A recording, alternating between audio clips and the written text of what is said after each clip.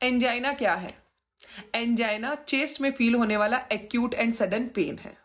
पहली बात तो ये कोई बीमारी नहीं है, ये कैड का एक सिम्टम होता है, कोरोनरी आर्टरी डिजीज का सिम्टम है, जिसमें चेस्ट की मसल्स के अंदर आपको एक एक्यूट पेन जो है, तीक्ष्ण पेन जो होता है वो फील होता है।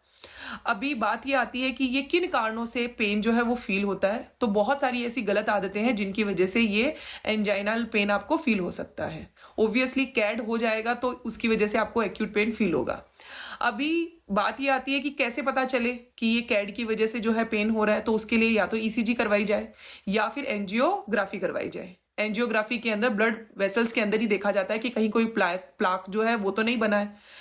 फिर बेटा अगर पता चल गया कि हाँ भैया ये कैड की वजह से है तो क्या किया जाएगा, तो स्टंट डाला जाएगा, बैलून एंजियोप्लास्टी की जाएगी।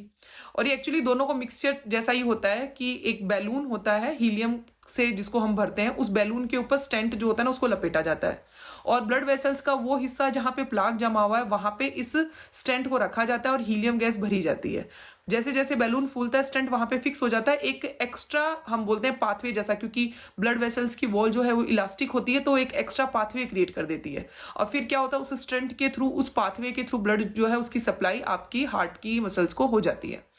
अब चलिए स्टंट डल गया है और जो है एक्स्ट्रा पाथवे जो है वो क्रिएट हो गया है और अब जो है वो आपको एक्यूट पेन फील नहीं हो रहा है, लेकिन फिर भी क्योंकि कैड तो आपको है, आपके ब्लड वेसल्स में प्लाक तो जमा ही है, तो आपको किन चीज़ों का ध्यान रखना चाहिए।